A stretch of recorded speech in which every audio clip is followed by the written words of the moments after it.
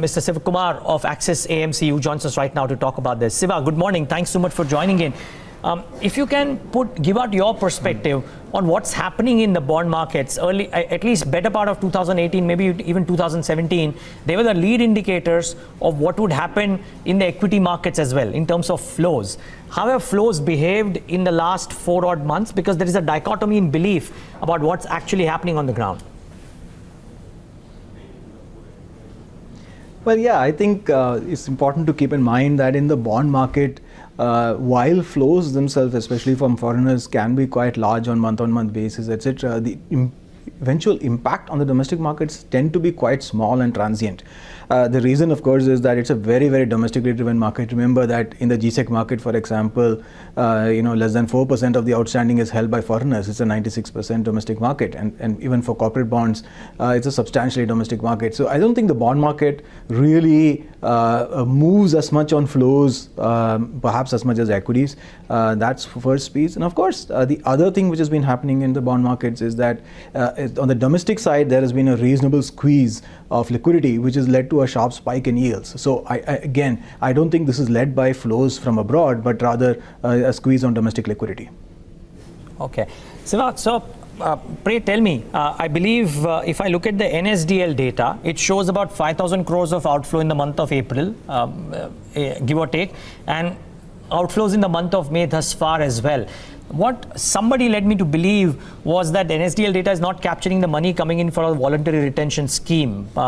And the belief was that FPIs are taking out money from the regular markets and putting it under the voluntary retention scheme as well. Do you sense that happening? And if so, the data should be getting captured somewhere and showing in the yields as well, right? I would agree, and I think there's probably an overstatement of the outflows, perhaps from that metric. So we'll have to wait and see whether this data holds true after a period of time, because otherwise, when you get about what you're saying is like close to $1 billion of selling, we should have seen some kind of an impact in certain pockets of the market at least. Certainly, we're not seeing any evidence of that. So maybe it is just a misclassification issue which we will sort out over a period of time. Yeah, one would be hoping that. I mean, the equity markets will also be hoping for that because, as I said, they've proven to be a bit of a lead indicator. What's your sense on how yields would behave over the course of the next few days? I mean, IIP numbers, any indication? The clamor for rate action would only grow further because it was a very dismal number. And even though a large portion of the market might say that IIP now seems to be a lot more dated, it does have some reaction generating capability in the offices that matter, Siva. How did you read into that? And what's your belief about what could happen to rates over the course of the next 3 months? No. Absolutely, and I obviously the IIP comes with a little bit of a lag, so we need to keep that in mind. But very importantly, it's while there's a clamor for rate cuts and maybe even RBI obliges, the fact is we have had 2 rate cuts already, and the entire bond yields are higher. So if anything, financial conditions have actually tightened since the month for which this IIP report is applicable. So what that suggests to me is that there is definitely a pressure on the real economy now, which is coming through, as your previous guest was talking about, that the squeeze on financial sector or financing is leading into a slowdown perhaps in sectors like autos. But I would imagine that if this continues, there could be a broader pressure, especially as this spills over just from only from autos but also into perhaps other parts of the economy. So I think it's important for RBI not only to cut rates but also to ensure that lower rates get transmitted to the rest of the yield curve. We've seen virtually the entire yield curve at or above the levels that we were before 2 rate cuts, and I think that should be read as unacceptable by the RBI. The RBI needs to really step up liquidity infusion if they want to ensure that lower rates go through into the economy, because without those lower rates going through into the economy, we are going to see much weaker numbers out of IIP, GDP, etc. for the rest of the year. Okay, Siva, so since you're not too bothered about these flows, I mean, again, I'm not saying you're not bothered, just that the number needs to be verified. So I'm moving tracks of the discussion, Siva, and that is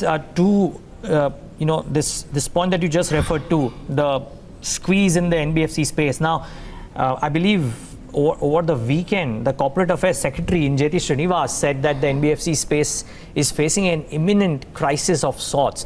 One of the things that was much spoken about was the NBFC repayment to debt or mutual funds, and this round 2 might be a lot more difficult than round 1 because those corporates or NBFCs don't have assets to sell that they did in round 1.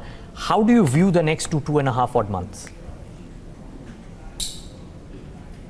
Right, so very important to keep in mind, as you yourself point out, that it's really a 2-month issue because liquid funds and money market type of assets or funds are the ones which hold a substantial part of this debt, and they tend to have a certain allocation, for example, to financial sector, and this will probably be there, which is to say that if one CP matures, another one will get issued and be subscribed. So I think the aggregate debt is likely to remain, and I don't think all the NBFCs are under stress. Those NBFCs which are under stress are, of course, finding it difficult to finance themselves.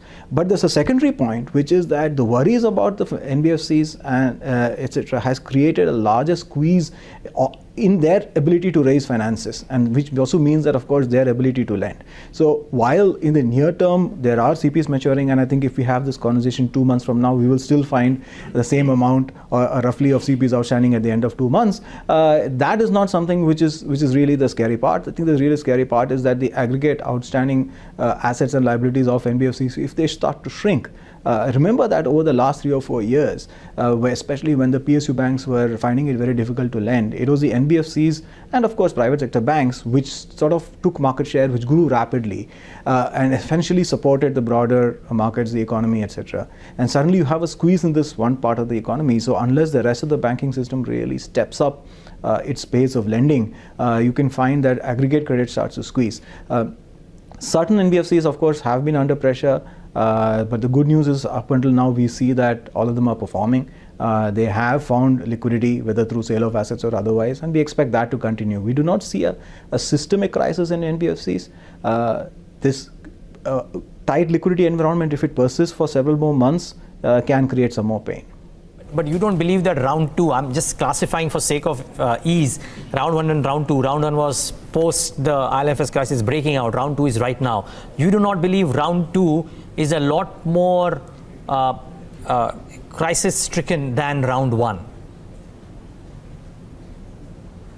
I think I have a slightly different take on this, which is that when just after IL&FS, there was an immediate shock on liquidity, and people were really worried about the outstanding CP's maturity and where they will fund it from. And in that incredibly short amount of time, assets were sold and otherwise liquidity was raised and paid off. Now, those same NBFCs have had 6 or 8 months sort of to prepare for any eventuality, and I think most of them have stopped growing their books, have been creating additional liquidity. So I think the preparedness is better this time around, although yes, some of the easier saleable assets or easier parts of the balance sheet to liquidate probably have been done, and therefore it's going to be a little bit more difficult. They've also had more time to prepare.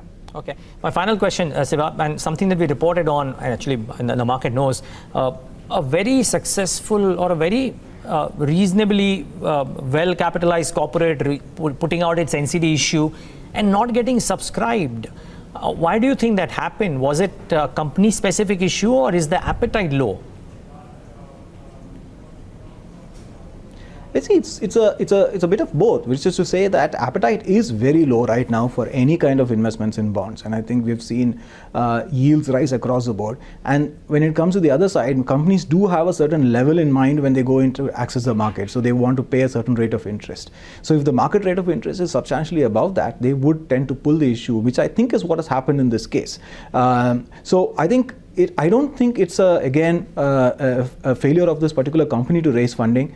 Funding costs have risen across, for example, even your top rated PSU AAA rated companies, yields are up by 30-50 basis points, in some cases even more than that over the last month. So I think it's a symptom of the market's lack of appetite for any form of investment, whether it is AAA, AA or otherwise.